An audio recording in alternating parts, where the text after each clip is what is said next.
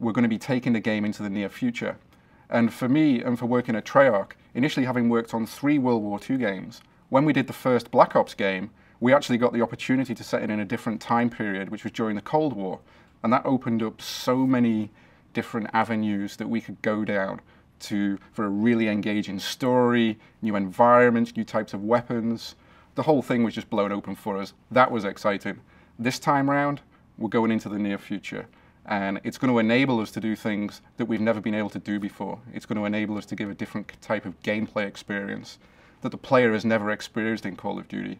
And we are very, very excited about that. The way we're approaching the near future stuff, we work with a very broad range of consultants. One thing that's always been important for us working on Call of Duty is authenticity.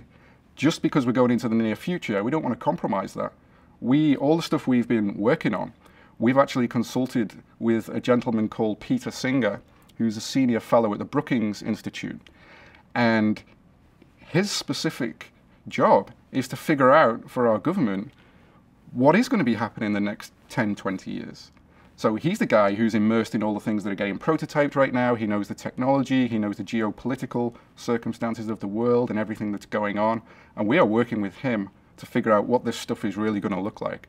So what you're going to see in the game is technologies that are being prototyped right now, but taken to the next level, giving you types of experiences which you never have seen before, weapons of a power that you may never have seen before. When you actually hear Peter talking about it, and you see how excited he gets, and he tells you about how he's talking to, government officials about this, he's talking to world leaders of other countries, he's talking to people all over the world about what's going to be happening in the next 10, 20 years. And it's an amazing experience to be a part of it and actually see elements of our story, which were being incorporated because of Peter's work, actually evolve around us, seeing it on the TV, seeing it in the game, and then I know we've got an authentic experience.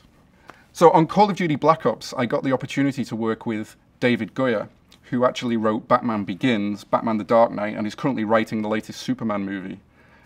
And I got the opportunity to work with him as a consultant on that game. An amazing creative experience. He's so smart, he's so humble, comes up with amazing ideas, and one of the best collaborations I've actually ever been involved with. As a result of that experience, I knew I had to work with him to make the story of Black Ops 2. And David has been very excited from the start about working on Call of Duty and working with Treyarch, and he was all for that.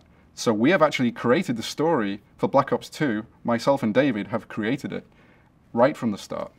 And that has opened up more potential than we've ever had on a Call of Duty story before. And to me, it's one of the most exciting things about the project, to have somebody of his caliber and experience actually creating our story.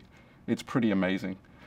And in terms of the structure and complexity of what we're doing with the alternate story outcomes, where you as the player are the story. You choose how it's going to go. You choose who's going to live and die by your actions, and you ultimately will succeed or fail at your overall mission for the game. That wouldn't be possible without David's involvement, because he can hold this vision in his head. He's smart enough to process all this stuff, figure out all the alternate things that are going on, and come up with plausible ideas about why the choices that the player makes are actually meaningful, whether that's actually a moral choice or a choice to do with the mission, because choices and alternate paths in stories are all very well, but it has to mean something. And David has been very, very useful and actually integral in making sure that we do that. So